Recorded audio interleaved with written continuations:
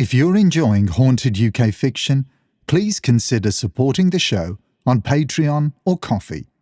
Simply search for Haunted UK Podcast.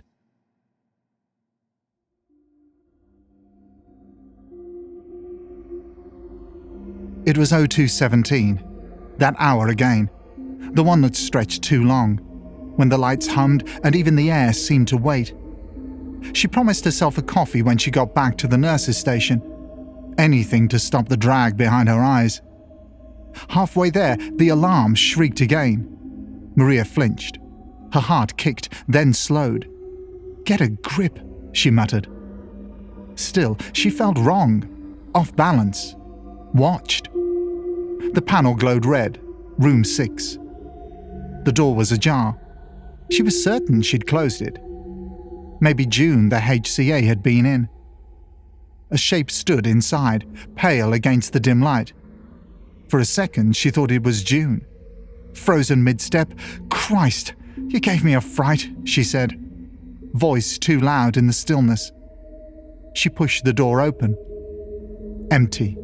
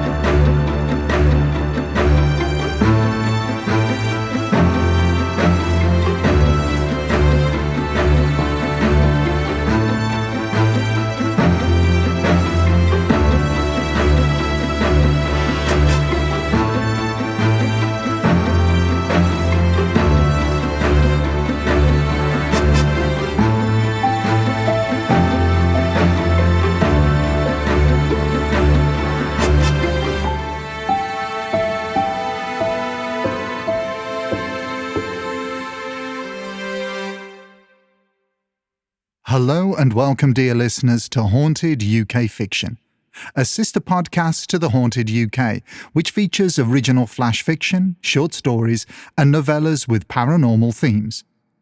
All stories you will hear were written by a collection of talented writers, authors, and storytellers, both independent and professional.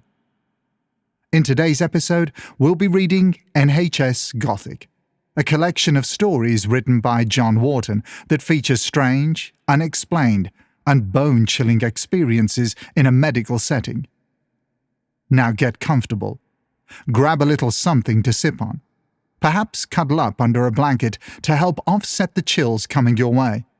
And let's dive into John Wharton's stories. 02:17. Stuart woke suddenly. His eyes snapped open, and he sat up too fast. Despite the freezing air, sweat clung to his forehead. He reached for his phone. 02:17. He blinked, rubbed his eyes, checked again. Still 02:17. It was the 5th time this month he'd woken at that exact hour. Like the other nights, there was no reason. The house was silent, colder than usual, but silent all the same. Beside the bed, Milo, his 3-year-old border collie, lay still and gently snoring, wrapped in his favourite blanket. Despite the darkness, Stuart could see his breath in the blue glow of his phone screen. It had been 6 months since Jenny left, or at least that's how his mind framed it now. The truth was harder to look at. Some part of him knew she hadn't really gone anywhere. She was still here, sleeping beside him in the quiet hours. Still living in the same house where silence had taken root. Every room still carried the echo of what should have been, the life that never began. He told himself that thinking of it as a breakup was easier than remembering the hospital, the waiting, the quiet that followed when hope slipped away. Easier to imagine she'd walked away than to remember what they'd both lost that night. Stuart had thrown himself into work, clinging to it like a drowning man to driftwood. The project gave him something to hold on to, a reason to get out of bed. Something that didn't ask him to talk. Jenny had seemed happy once. They laughed, argued, planned.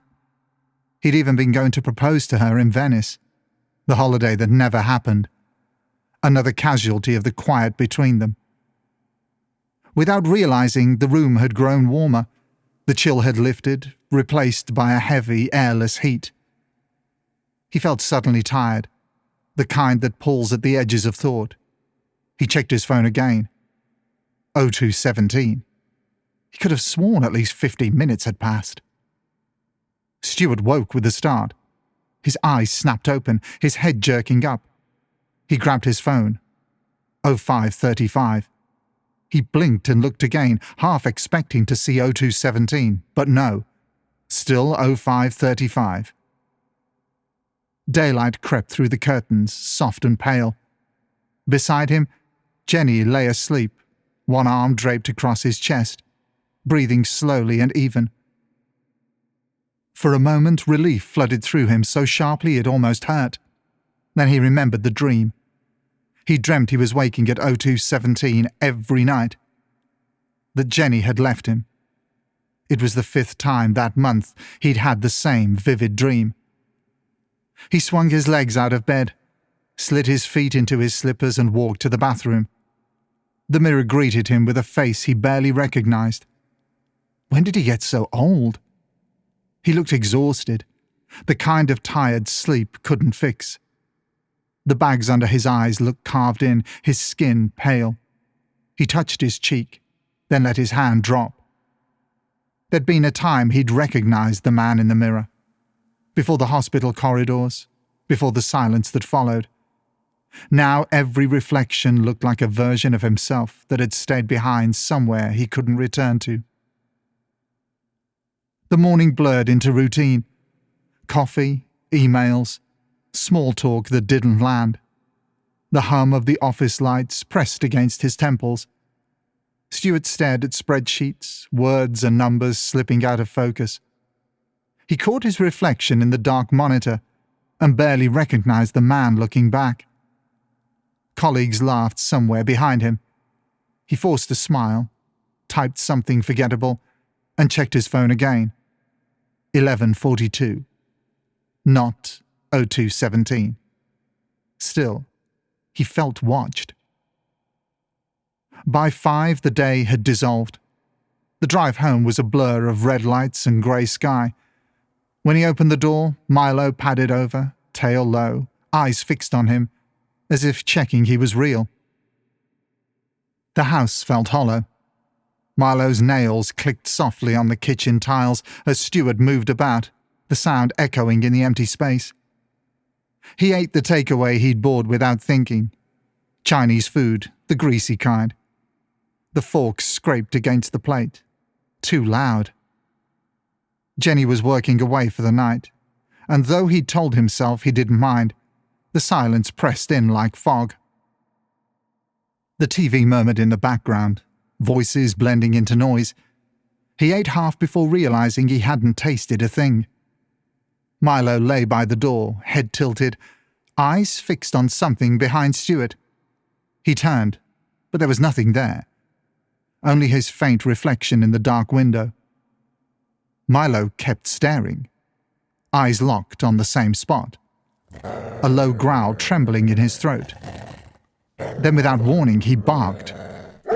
A sharp, panicked sound that sprang back, tail tucked tight between his legs. The temperature dropped. The hairs on the back of Stuart's neck prickled. A cold shiver ran down his spine. His head swam, the edges of the room blurred, twisting. Then, nothing. Only blackness. The sound of his phone ringing jolted him awake. His heart thudded in his chest as he grabbed it. 0217. Not a dream this time. He was awake. He knew he was awake. Beside the bed, Milo stood rigid, a low, trembling growl spilling from his throat. His eyes were fixed on the window. Stuart followed his gaze. A figure stood there, still, half lit by the thin wash of moonlight, watching. The trunk was still there, solid and unmoved, and so was the figure. It stood in the same space, as though the two occupied the same point in the room.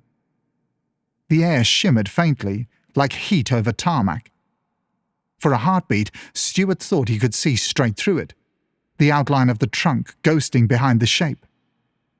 He was a man of science, of facts and reason, not someone who saw ghosts. His brain fought hard against what his eyes were telling him. "I'm tired," he thought. "I've not been sleeping properly. I never do when Jenny's away." A line from A Christmas Carol floated into his mind. "There's more of gravy than of grave about you." "Monosodium glutamate," he whispered, half laughing, half breaking. "It's the food. That's all this is." He tried to wake himself up, slapped his face, blinked, wriggled beneath the covers. Nothing changed. The figure stayed. Cold sweat trickled down his back. Milo whimpered. The phone kept ringing. Caller ID withheld. He hesitated, then answered. "Hello?" he whispered. Silence. A faint crackle. Then static. Sharp, distorted, close to his ear. The call cut out. He lay down and pulled the duvet over his head, the oldest, simplest defense in the world. Even beneath the heavy covers, the chill seeped through, not from the air, but from somewhere inside him pushing out. The floorboards creaked. Slow, deliberate. Something was moving towards him. He screwed his eyes shut, curled into a ball, trying to make himself smaller. Fragments of old prayers surfaced. "Our Father, who art in heaven. Hail Mary, full of grace." He couldn't remember the rest. "Help me, God," he whispered. "Please." Stuart hadn't prayed since he was a child. He didn't believe in God, but desperation makes strange believers. The creaking grew closer, then a faint tug on the duvet.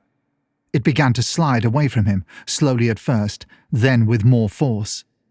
He pulled back, but whatever wanted it gone wasn't letting go. The temperature plunged. Panic clenched in his chest. Then, nothing. The room went still. He peeked out from beneath the duvet. Nothing near the window, only the trunk. Milo lay in his bed, his body relaxed, but his eyes fixed on the same spot, as if waiting for it to move again. He reached for his phone. 0223. Only 6 minutes had passed, but it felt longer, much longer.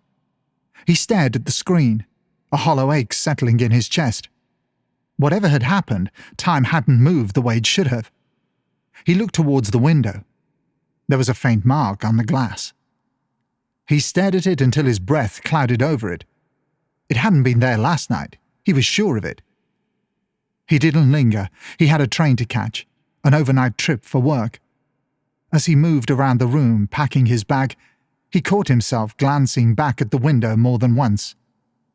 The mark was still there, pale against the light. Milo followed him from room to room, tail low, watching every movement. Before leaving, Stuart knelt to scratch the dog's ears. "Look after her," he said softly. Milo pressed hard against his hand, eyes wide and uncertain. By the time Stuart pulled the door shut, the house already felt colder. That night, Jenny couldn't sleep. The house felt too big without him, every sound sharper in the quiet. Milo lay at the foot of the bed, head on his paws, ears twitching at nothing. She turned over, checked the time on her phone. 02:17. Jenny frowned. The air felt heavy, still.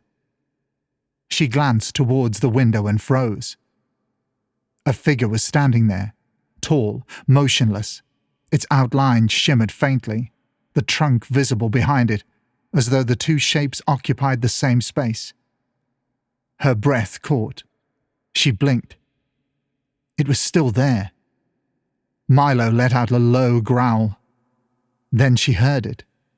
A faint sound, familiar and wrong. Crying. Soft, rhythmic, from near the window. Jenny's chest tightened. Her hand went to her stomach. A reflex she hadn't realized she still had. The ache never really left, not in body, not in heart. She blinked again, and the figure was gone. Only a faint handprint misted on the glass. Jenny sat there shaking, staring at it. She thought about calling him, about saying the words out loud, but she didn't. He'd only tell her it was a dream, and she'd pretend to believe him. Room 6. The night shift dragged on. It always did. Maria pushed herself out of the chair, bones stiff, back sore. The ward was quiet. She caught herself. You didn't even think that word on nights.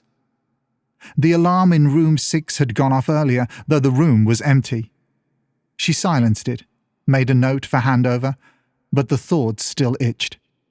Some rooms just did that to you. It was 02:17. That hour again.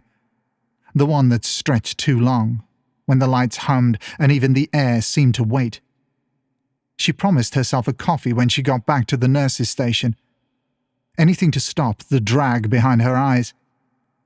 Halfway there, the alarm shrieked again. Maria flinched. Her heart kicked, then slowed. Get a grip, she muttered. Still, she felt wrong, off balance, watched.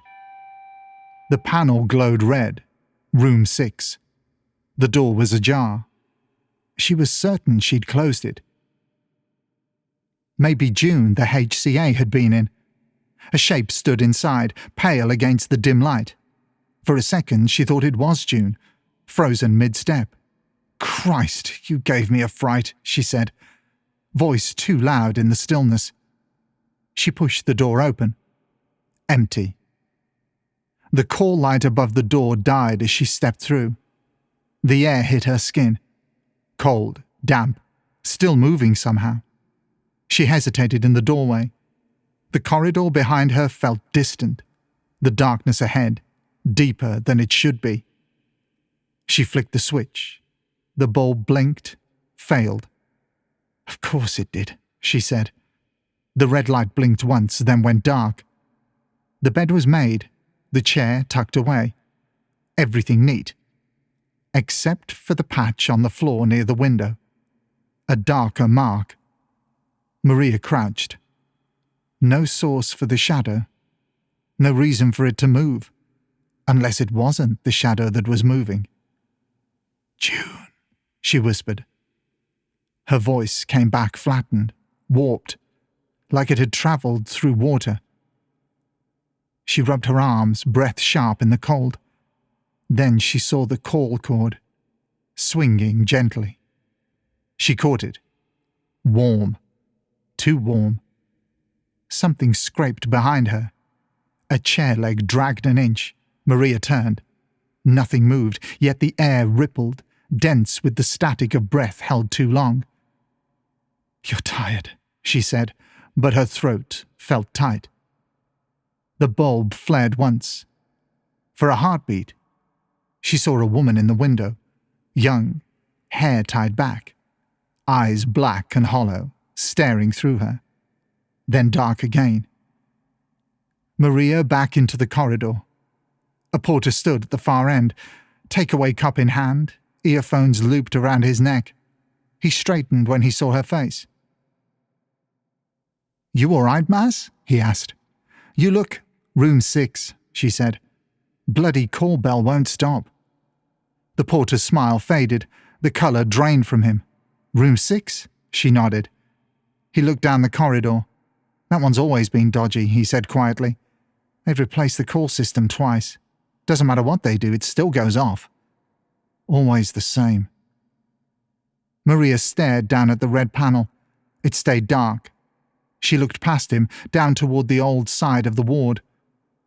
"Room 6 was where I worked most," she said. He didn't answer. She remembered the rain that night, the crash, the blue lights reflected in the window. They'd taken her to A&E. No chance, they said. Marie had been the one who asked her to stay late. The kind of thing you said without thinking. Her idea. Her shift. Her fault. The alarm screamed again. They both turned. The red light above room 6 flared, flooding the corridor in blood-coloured flashes. Maria felt it. The rush of cold air past her. The whisper too soft to catch. The porter took a step back. "Don't go down there," he said. Maria's gaze fixed on the light. It pulsed slower now, almost rhythmic, like a heartbeat trying to start again. "Still doing her best," she murmured. The light blinked once more. Then everything went dark.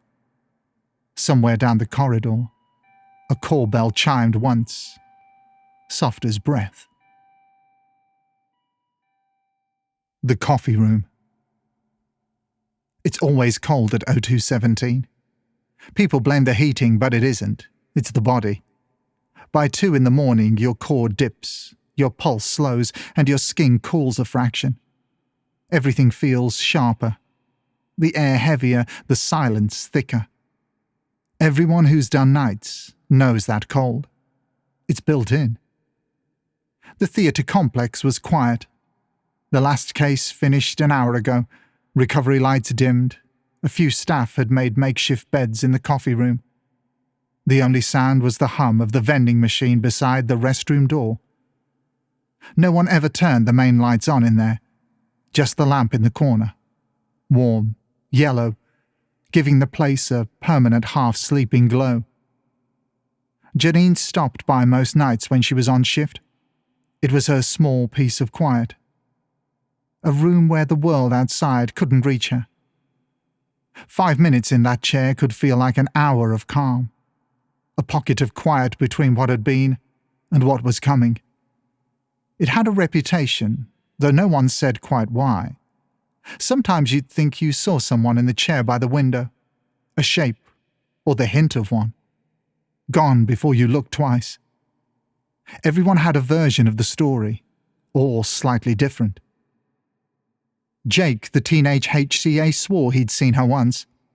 He'd been going past with the linen trolley, glanced through the narrow glass in the door, and saw a nurse sitting there, still as a statue, pen in hand. When he pushed the door open, the room was empty, the clipboard on the table, the pen laid across a blank sheet. He told Moira, the senior nurse, who laughed and said, "That'll be her. She used to sit there every night finishing notes. Died just before we moved theatres. Never did leave on time." Jake hadn't laughed back. He'd just nodded and gone quiet. Janine thought about that sometimes. Not that she believed it, but because you couldn't help thinking about things like that when the world was stripped down to that headache grey of night shifts and exhaustion. Some nights she'd walk past and see a shape through the glass. Someone in pale blue scrubs, head tilted forward, hands resting in their lap. Always still. Always there and not there. Once she'd even said, "All right," but the figure didn't move, and when she opened the door, the chair was empty. The next night she told Moira she'd seen it too. Moira just smiled that small, tired smile of hers. "Everyone does eventually," she said. "You start to look for her, and that's when she shows up. Just the corner of your eye. That's all you'll ever get." Janine laughed, but it came out thin. "Why is she still here?" Moira shrugged. "Not even death gets you time off round here." They sat in silence for a while after that, each pretending not to watch the chair. The vending machine hummed. The corridor sighed. The microwave clock showed 0217, steady red digits against the dark. Out of the corner of her eye, Janine saw someone in the chair again, head bowed, shoulders hunched, and turned just as the shape faded back into shadow. She let out a breath she hadn't realized she was holding. "Night's playing tricks," she whispered. Moira didn't answer. She just looked at the chair and said, almost kindly, "Maybe. Or maybe she's just waiting for her break." The microwave clock blinked, 02:18. The lamp hummed. The chair stayed empty. Janine watched it a moment longer, then turned away. Outside, the corridor felt colder than before. She could have sworn the numbers had changed back, 02:17. But when she looked again, they hadn't. The stairwell. The bleep went off just after 2. Steve jumped, the sound cutting through the half-silence of the coffee room. He unclipped it from his waistband and held it close enough to hear the flat, crackly voice through the tiny speaker. "Cardiac arrest, Ward 8B, cardiac arrest, Ward 8B. Then nothing. He was already on his feet, grabbing the airway bag and heading for the door. His trainers squeaked once on the vinyl, then the corridor swallowed the sound.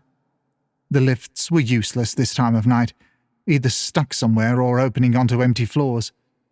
He pressed the button out of habit, watched the orange light blink, and decided on the stairs. The fire door was heavy. The air beyond, colder. The stairwell always felt cut off from the rest of the hospital. Concrete, stainless rails, that faint smell of damp and disinfectant. Halfway down the first flight, a man was standing on the next landing. NHS pyjamas, mint green, foam slippers, one hand on the rail, the other hanging loose. He didn't look panicked or lost, just still, like he'd forgotten what he'd come out for. "All right, mate?" Steve called, voice echoing more than he liked. The man turned his head slowly. "All right," he said, calm as anything. "You lost?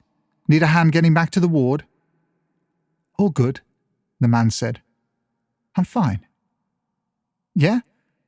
Best get back to bed, pal. It's freezing down here." "Back to bed," the man echoed softly. Steve nodded and carried on down, the bleep's echoes still ringing in his head. When he looked back from the next landing, the man hadn't moved, still standing there, one hand on the rail watching him leave. He pushed through the doors onto Ward 8B and stopped for a second, scanning for where the noise was coming from. You get used to it, walking onto a ward and knowing instantly where the action is. The voices, the urgency, the air just a bit heavier than normal. He saw it at the far end. Curtains half pulled, crash trolley sideways, people packed in tight. The SHO was by the foot of the bed, phone still in her hand, eyes wide. Steve dropped the airway bag beside her. "Where are we up to?" "No output," one of the nurses said, out of breath. 2 cycles done. Pads are on." Steve looked down. Male patient, late 50s maybe. Grey around the edges. Chest bare under the pads. Mint green pyjama top on the floor. "Analyze," he said. The Zol's tone rose and fell, the screen flashing. "Shock advised. Charging. 120 joules. Stand clear." The shock landed with a dull thump. The man's body lifted slightly, then stilled. "Back on the chest," Steve said automatically. Compression started again. The bag hissed. Someone counted. The room filled with the familiar rhythm. Effort and hope stitched together by habit. Another analysis. No shock advised. Continue CPR. They did. 2 more cycles. Adrenaline in. The clock above the nurse's station ticked past 02:15. At 20 minutes, the SHO's voice was quiet. "Any objections to stopping?" No one answered. "Time of death," she checked her watch. 02:17. The sound faded. The monitor clicked off. Gloves peeled away. Used kit dropped into the orange bags with soft rustlings. Steve stood still, staring. The mint green pyjama top lay crumpled at his feet. the foam slippers tucked neatly under the chair. He looked at the man's face, still, calm, faint smile. The man from the stairwell. Cold spread through him, deep and slow. He glanced at the wall clock. 02:17, the red digits steady, unblinking. He left the ward in silence. The corridor outside felt too normal. Vending machine hum, lights buzzing faintly overhead. At the stairwell door he stopped. The gap breathed cold air at him. He turned away and pressed for the lift. The doors opened with a tired sigh. He stepped in, hit the button for theatres, and watched the floor numbers climb. His reflection in the brushed metal looked pale, distant. When the doors opened, the quiet was heavier again. The kind of quiet that only exists at night. In the common room, Mark from theatres was half dozing over a crossword, mug of coffee cupped in both hands. He looked up as Steve walked in. "Bad one?" he asked. Steve hesitated, dropped the airway bag onto a chair, rubbed his face. For a second he thought about telling him, about the man on the stairs, the pyjamas, the time, but he didn't. "Nah," he said, voice low. "Not really. Just tired. You know what nights are like." Mark nodded, eyes already drifting back to his crossword. Steve sat opposite him, staring at nothing. Somewhere above them, a door closed softly, the sound travelling down through the empty stairwell. The main corridor. "You lot haven't got a fucking clue," Mike said. "The corridors here are like a palace." He scanned the coffee room, daring anyone to disagree. They're warm, the lights work, and you don't feel like you're being watched all the time. "They've ripped the guts out the place," he went on. "All this new flooring and fancy lighting, it's got no soul. At least the old place remembered who walked it." He took a sip of coffee, leaned back in his chair. "You wouldn't last a minute in the old building before it was knocked down. Cold enough to freeze the balls off a brass monkey, and the hairs on your neck stood up the second you stepped foot down there. You were shitting yourself before you even knew why." A few of the others laughed, the way people do when they want the noise to fill a gap. Someone muttered that Mike was full of it, and another said he'd been watching too many ghost hunter shows. The sound bounced off the tiled walls, too sharp, and then died away. For a moment, no one spoke. The hum of the vending machine filled the space instead, low and constant, the kind of sound you only noticed when everything else stopped. "The main corridor," June said finally. "You mean the one in the old building, don't you?" Mike's grin slipped. "Yeah," he said quietly. "That one." He leaned forward, elbows on the table. "You can laugh all you like, but that corridor was wrong. Funny thing talking about it again. Feels like you're calling it back somehow. I've worked in plenty of old buildings, creaks, drafts, dodgy wiring, fine. But that one." He shook his head. "It's quiet when it shouldn't be. You walk it alone and every step feels like someone's marching you, just out of sync. You stop, they stop. You move, they move." He paused, eyes distant. "And before you start, I'm not on about this new building with all its glass walls and motion sensors. That's just somewhere to work. The one I mean was different. Narrow, low ceiling, paint so thick with gloss you could see yourself in it if you dared look. The kind of place you could smell before you saw. You walked it, and you knew you shouldn't."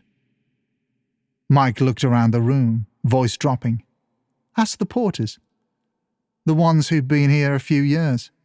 They told me the lights used to flicker one by one as you went by, like something was following the current. And sometimes, if you turned round too fast, you caught a shape. Just a smudge where it shouldn't have been." He sat back and took another sip of coffee. "Tell me that was wiring?" No one did.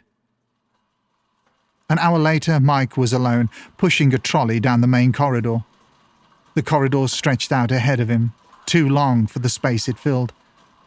The strip lights hummed overhead, one flickering every few seconds like it was struggling to stay awake. He pushed slow, careful not to rattle the wheels. "Don't worry, mate," he muttered. "Nearly there. You and me both, eh?" His voice sounded too loud. The wheels squeaked in reply. He always talked to them. Everyone did, though no one admitted it. Something about that walk made you need noise. Your own voice, the rattle of keys, anything that proved you were still real. "Used to be worse," he said, "before they did up the flooring. Back then it echoed like a bastard. You could hear yourself coming and going at the same time." He smiled. Just a small one. "You'd like the new tiles, pal. Easy clean." The trolley jolted slightly as one wheel clipped a seam in the linoleum. The body shifted under the sheet. Barely, but enough. Mike froze. The hum from the lights dipped low, like a breath being drawn in. For a second, the corridor felt wider, longer, like it had shifted while he wasn't looking. "All right," he said softly. "None of that now. Just the floor, that's all." He pushed on, faster this time. The air felt thicker near the end, as if the walls were closing in a fraction at a time. "Almost there," he muttered. "Nearly there, lad." Something scuffed behind him. Not the squeak of his shoes. Heavier. Slower. He didn't look back. The corridor ran straight for what felt like forever. Every door identical. Every light the same sickly yellow. He kept the trolley steady, counting tiles, keeping his rhythm. "See?" he said quietly. "Told you we'd make it." The mortuary doors were heavy and half-polished, reflecting just enough of his own face to look wrong. He pressed the button, waited for the slow hydraulic sigh, and pushed the trolley through. The air inside was cooler, sharper, familiar, safe. "Right then, pal," he said, easing the trolley into a bay. "End of the line." He signed the sheet, parked the trolley, and pulled the door shut behind him. The latch clunked solid. Routine. Done. As he turned back up the corridor, he felt the tension drain out of his shoulders. The lights seemed steadier now, the hum not quite so loud. Halfway back, a door slammed somewhere up ahead. Sudden, sharp, close enough to make him flinch. The sound tore through the quiet like a whip crack. "Jesus," Mike muttered, hand to his chest. His laugh came out thin, shaky. "Bloody night stuff." He stood still, listening. Nothing followed. Just the long, steady hum and the faint click of a light settling. The air was still. Too still. He started walking again, quicker this time. The corridor looked the same, but every few steps he found himself glancing over his shoulder. Not because he'd heard anything, but because he couldn't shake the feeling that something had started watching again the moment he stopped talking. He was almost back. The glow from the coffee room window spilled a pale square onto the floor ahead, warm light on cold tiles.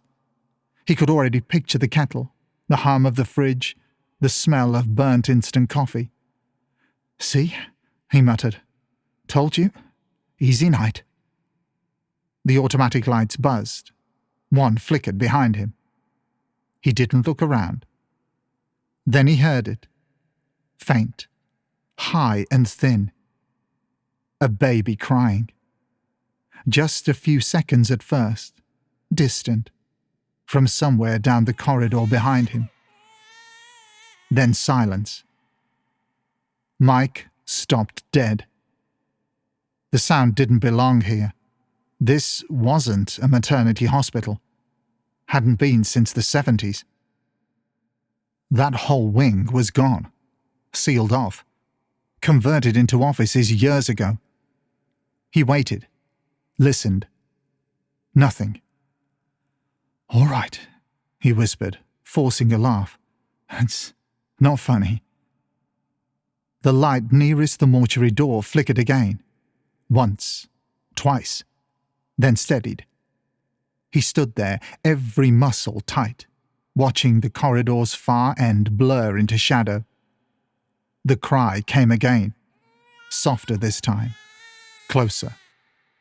He stepped back until his hand found the coffee room door handle. The metal felt cold, slick with condensation. The crying stopped. Mike pushed the door open fast, stepping inside. The room was empty, lights off, coffee mugs still on the table. He glanced at the window. For a second, he could have sworn the reflection showed the old gloss-painted walls instead of the new white ones. For a moment he frowned. The mugs were the same shapes, the chairs in the same places, but the smell was different. No coffee, no bleach, just that faint metallic tang he'd sworn he'd left behind years ago. He slowly turned toward the door as the hum of the vending machine started up again. From behind him, somewhere in the dark corridor, a soft voice, or maybe just the echo, breathed out a single, gentle shh.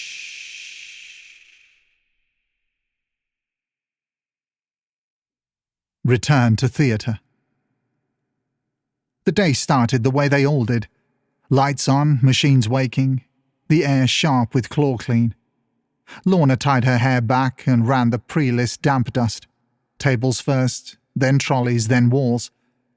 It wasn't routine anymore, just muscle memory and habit. She reached the list planning board in the setup room and stopped. Thomas Sweeney. Total hip replacement. Neat, careful handwriting. The kind you used to see on paper notes before everything went digital. She checked the day's list pinned by the desk. No Sweeney scheduled. No cancellations. Nothing that matched. She frowned, sprayed the board, and wiped the ink away. It lifted easily, leaving a faint shine where the words had been. She capped the pen, set it back in its holder, and kept working. When the morning noise began, trolleys, chatter, the first coffee runs, Lorna was already loading trays. The board was clean. By mid-morning, she'd filed it under odd and got on with the day. 3 days later, she was back in Theatre 4. Orthopedics again. Cement fumes, wet drapes, and the faint buzz of a saw still in her ears from the previous list. She'd started early, same as always, running through the claw clean before the rest of the team came in. Buckets filled, cloths folded, disinfectant biting the air. At the planning board she stopped. The marker lay on the shelf below, uncapped, nibbed down, a small bloom of ink spreading. Recognition before thought. Thomas Sweeney. Total hip replacement. Same name. Same deliberate hand. She checked the day's list. Total hip, Ilizarov adjustment, ankle orif, no Sweeney. She wiped the board slowly. The ink came away. The faint ghost of the letters stayed under the light. Before the pre-list huddle, the pen was capped and back in its holder. But all morning, whenever Lorna looked up from the trolley, her eyes went straight to that white space, the one that shouldn't have had anything written on it at all. It was 3 days before anyone spoke about it. Lorna was in the coffee room, shoes off, tea going cold. The band 7 checked the fridge for milk and sat opposite. For a while they just listened to the hum of the vending machine. Lorna broke the silence first. "Have you ever noticed anything weird in Theatre 4? The band 7 looked up from her mug. "Weird? How?" "I don't know," Lorna said. "The planning board. The name keeps turning up. Thomas Sweeney. You haven't written it, have you?" The band 7 frowned. "No, why?" "It's been there twice now. Same handwriting, same name. Always before the ortho list." The band 7 stared at her for a moment, then rubbed the mark her watch had left on her wrist. Thomas Sweeney, she said quietly. I'd almost forgotten that name. There was a Thomas Sweeney years ago, she went on, before the rebuild, when these theatres weren't just ortho. Hip replacement. Complicated case. I wasn't clinical then. I was a HCA on the list. We were short-staffed. I was helping wherever I could. She paused, lower voice. Something went wrong. A bag went up that shouldn't have. Potassium. Too strong, wrong line. The registrar thought it was Hartman's. The patient arrested. Lorna's stomach tightened. Was there an investigation? They investigated everything, the Band 7 said quietly. Internal review, coroner, police. It was horrendous. Everyone got interviewed. I told them I was just there to help where I could. My name ended up written in the gold form. They said I wasn't to blame. She gave a small, tired laugh. Still, I was there. Sometimes that's enough. Silence. Just the hum of the vending machine again. They knocked the old rooms through a few years later, she went on. New lights, new flooring, new everything. Same footprint, same air handling, same space. She looked up. You didn't tell anyone else about the board, did you? Lorna shook her head. Good, the Band 7 said softly. Best not. They sat a moment longer. Then the Band 7 stood, lifted her tea, and paused at the door. If you see it again, she said, don't wipe it straight away. I want to have a look. When she'd gone, Lorna noticed her own tea had skinned over. That night, she dreamt of Theatre 4, lights on, table empty, claw clean sharp in her throat. Somewhere in the background, a suction unit pulsed like slow breathing. When she turned, the board was clean, except for one small line in the corner. Thomas Sweeney. To follow. Next morning, Theatre 4 was already running. From the corridor, Lorna could see the board through the glass. Wiped clean. New names going up in blue marker. She stood there, watching the handwriting change with each stroke. They'd rebuilt, rewired, relit, but the routines never really changed. Then she turned away, certain that underneath it, the first name was still there, waiting for its turn again, while the machines hummed awake. His room. The first thing he always noticed was the smell. Not the claw clean exactly, not gas either. That clean, metallic neutrality that lingers long after a list ends. He'd got used to it. Everyone did. The monitors still hummed faintly, a steady green line tracing life that wasn't there. The air was warmer than it should have been, dry from the circuits, still heavy with routine. Stan liked the quiet. Or maybe he needed it. You could think in the quiet, and lately thinking was all he had. He'd been an ODP for years, longer than most could manage. He'd seen anaesthetic rooms change, staff change, and even the smell of the place change. But this room never did. The same pale blue walls, the same drawers, airways, cannulas, tapes, tegaderms, all lined up neatly waiting. He tried to remember the last patient, but all that came back was the ache in his legs and the hum of the monitor. The work stayed, the people faded. He kept busy. Rechecked drawers, reset monitors, rearranged the same few pieces of kit. Always waiting for the next call. It never came. Sometimes he heard people outside, shoes on vinyl, voices that sounded familiar. He'd step to the door, but it wouldn't open properly. Stuck again, he thought. Always sticking. He'd lean into it until the handle groaned, but it never gave more than an inch. He laughed it off. Estates. He gave the handle a shove, metal clanging against the frame, then let his hand fall away. Always something, he muttered, and went back to checking the trolley. The voices came and went, sometimes a man, sometimes a woman, sometimes younger ones. He'd hear laughter, the clatter of trolleys, the buzz of a bleep that made his heart race, and then silence. Always silence. He'd talk back sometimes, just to see if anyone answered. "All right out there?" Nothing. Only the hum of the ventilator left in standby. He decided it must be the night playing tricks. You heard things, especially when you were overtired, especially when it was this quiet. He'd seen enough to know how sounds carried in these places. A door closing 3 rooms away, a voice echoing through the ducting. Still, sometimes he thought he heard his own name. Soft, familiar, fading as quickly as it came. The last case he remembered had been a quick one. He'd been standing at the head end, setting up as usual. The patient had gone quiet, alarms rising, someone shouting for help. He remembered trying to move, but his legs wouldn't.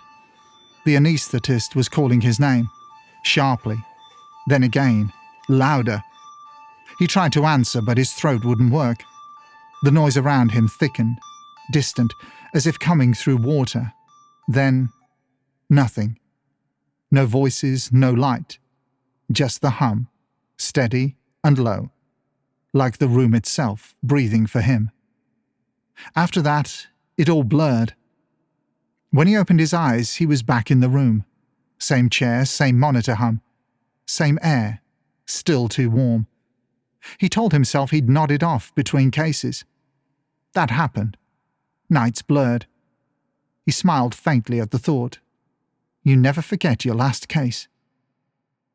Sometimes through the small glass window he saw people in the corridor. Shapes in scrubs. Quick movements. Shadows on the far wall. He'd raise a hand. Sometimes even wave. But no one waved back.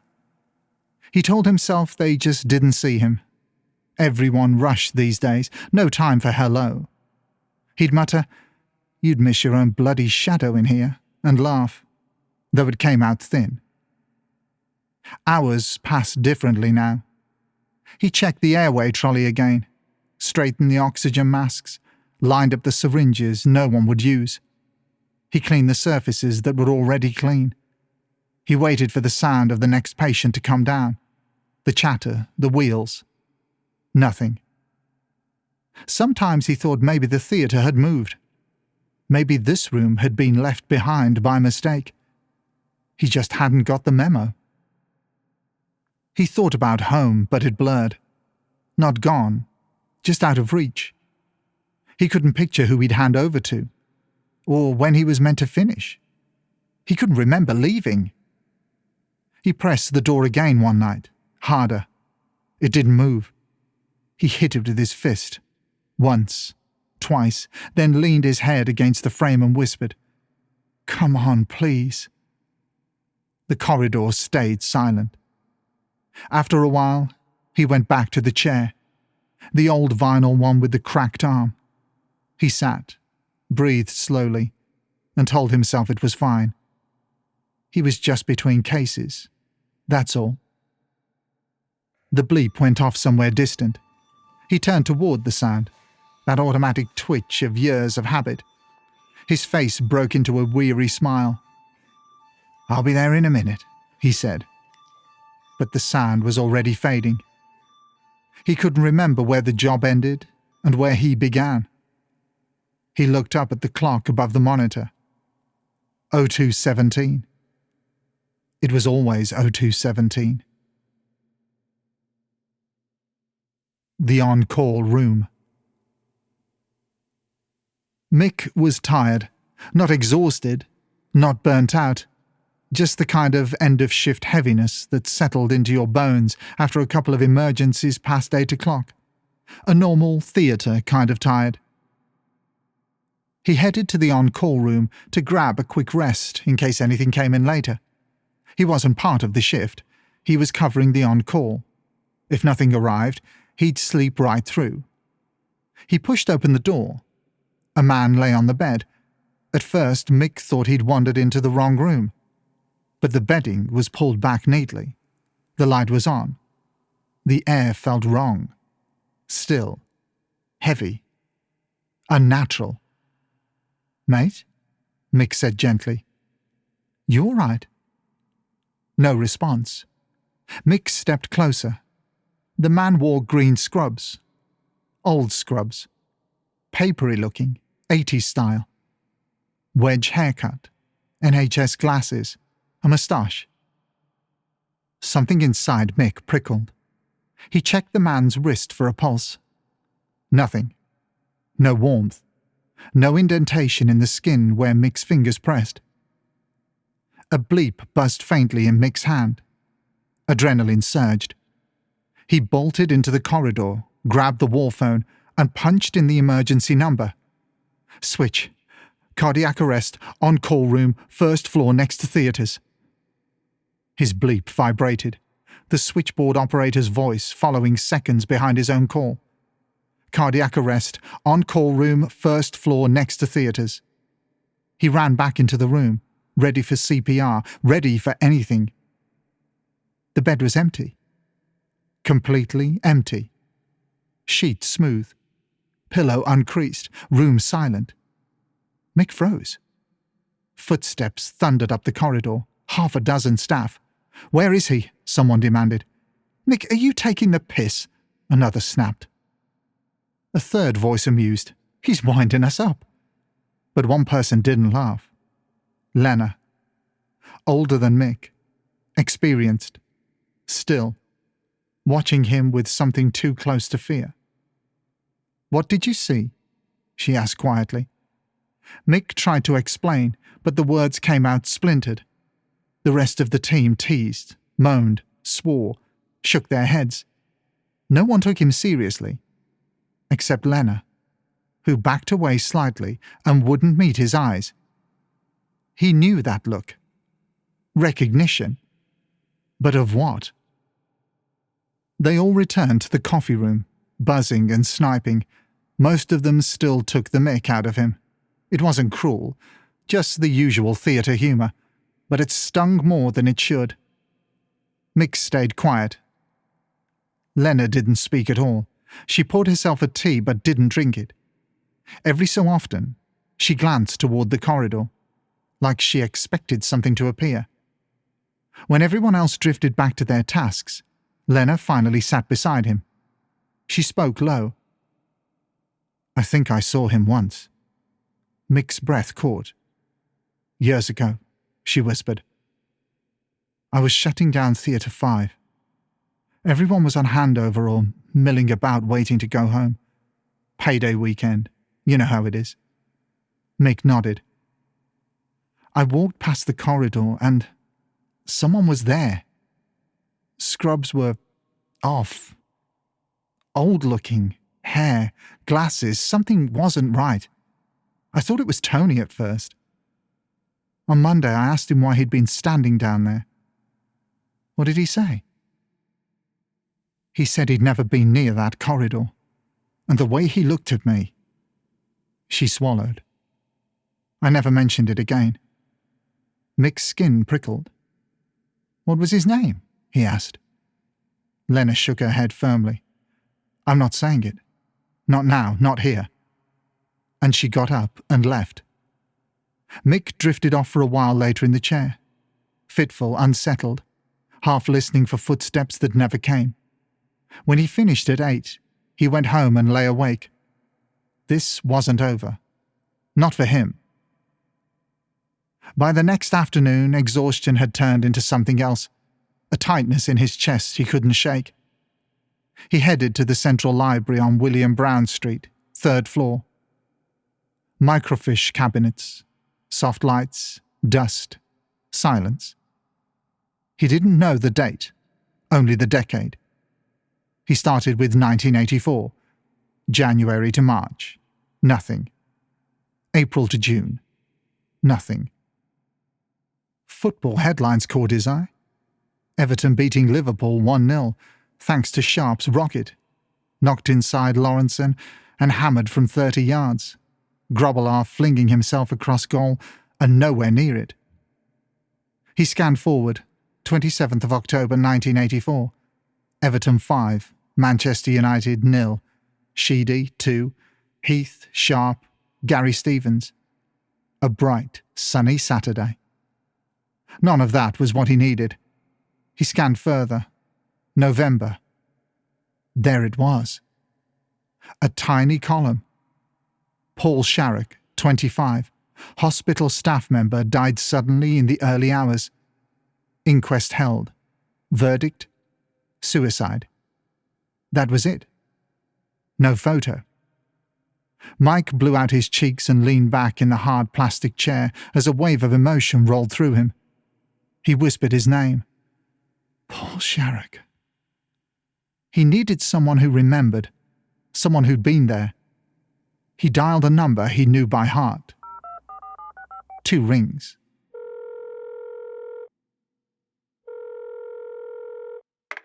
Mick? Bloody hell, lad. Long time. Everything all right? Brian, can I ask you something? About the early 80s? Brian didn't tease. Didn't joke. All right. Go on. Did you ever know someone called Paul Sharrock? Silence. Heavy. Loaded. Then, Mick, I didn't think he'd come back again. You've seen him, Brian said softly. I can hear it. Mick didn't deny it. We're not doing this on the phone. Denby Castle, 7:30, side room as you walk in. Mick killed time with food at Mowgli on Castle Street. He'd barely eaten in 24 hours. Tamarind fries, butter chicken, roti, a cold San Pellegrino limonata. It didn't cut through the heaviness. He headed to Denby Castle, soft light, deep blue frontage, warm windows glowing on Hacken's hay. In the small side room, he waited. 1921. Footsteps. Brian entered. Still tall, 6'1", but smaller now in his 70s. Less intimidating. A gentler giant. Before we do this, Brian said, we'll need a drink. He returned with a Guinness for himself and a Veltins for Mick. Mick explained everything. Brian listened. Fully, quietly, the only way old-school ODAs could. You're not imagining this, Brian said finally, and you're not losing your head. He took a breath. You're not the first lad, and you won't be the last. What was he like? Brian rubbed the condensation on his glass. The rota was the same back then. He was doing the same shifts you do now. Days, then on-call nights. Finish late, grab food, head up, try to sleep in case something comes in. He paused. He was a good lad. Smart. Quiet. But he started fading. Paler, thinner. Tired in a way a weekend off doesn't fix. He froze once in theatre. Proper freeze. I stepped in. He said he was tired. That was it. Brian looked down. He finished her late, grabbed some food, went to his on-call room. A beat. And he didn't come back out. Mick swallowed. What haunted me, Brian said, wasn't his death. It was how easily he slipped past us. He reached into his jacket and pulled out a worn envelope. A photo. 7 ODAs. 80s scrubs, moustaches, glasses, wedge haircuts. Which one did you see? Mick pointed slowly. Second from the right. Brian turned the photo over. Gareth, Alan, Mick S., Sean, Paul Sharrock, Stan, Dave. You picked right, Brian whispered. 3 weeks later, a nasty case came into A&E. A road traffic collision. Mother and baby. They worked both for 15 minutes, Mick with the mother, Ellie with the baby. Neither survived. A tough one for all involved. Staff slumped. Mick felt tears sting. Ellie's face was locked. Mick could see that look in her eyes, glazed and fixed.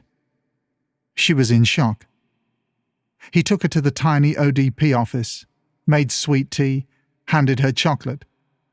Ellie's hands shook as she wrapped them around the mug. "I'm on till 8, she whispered. "Not anymore, you're not," Mick said. "Get yourself home." "You finish at 5. "Not anymore." "If I can't sleep, call me." The rest of the shift passed in a blur, mainly taking patients off the table, finishing other people's cases and cleaning up. Boring, dull, honest, easy work. Ellie was off for 2 days. He found himself watching the doorway on her first day back, relieved when she finally appeared. By day 3, she was steadier. Across the coffee room, she checked her phone. It was enough. Later that week, Mick realized he'd been avoiding the on-call corridor. He hesitated, pulse flicking in his throat. He walked it, opened the door. For a heartbeat, he expected something. A shadow, a figure, a cold shift in the air. The room was empty. He sat, breathed. He wasn't afraid of Paul. He was afraid of something happening to someone he knew. Ellie passed at the far end. "All right?" she called. Her voice was steady again. Not forced, not brittle. "Yeah," he said. "You?" "Getting there." So was he. 3 weeks later, Ellie handed him a coffee. That night, "Thanks for not making a big thing of it." "Wouldn't have helped." "No, but you did." "You all right these days?" He thought of the empty on-call room, the quiet. "Yeah," he said. "I'm all right." And this time, he didn't need to convince himself. That brings us to the end of this episode. We truly hope you enjoyed this collection of terrifying tales brilliantly written by John Wharton. If you have an original story that would send a chill down our spines and you would like to submit it for review, simply send it in to hauntedukfiction@hotmail.com. That's hauntedukfiction@hotmail.com. Until the next time, stay safe and take care.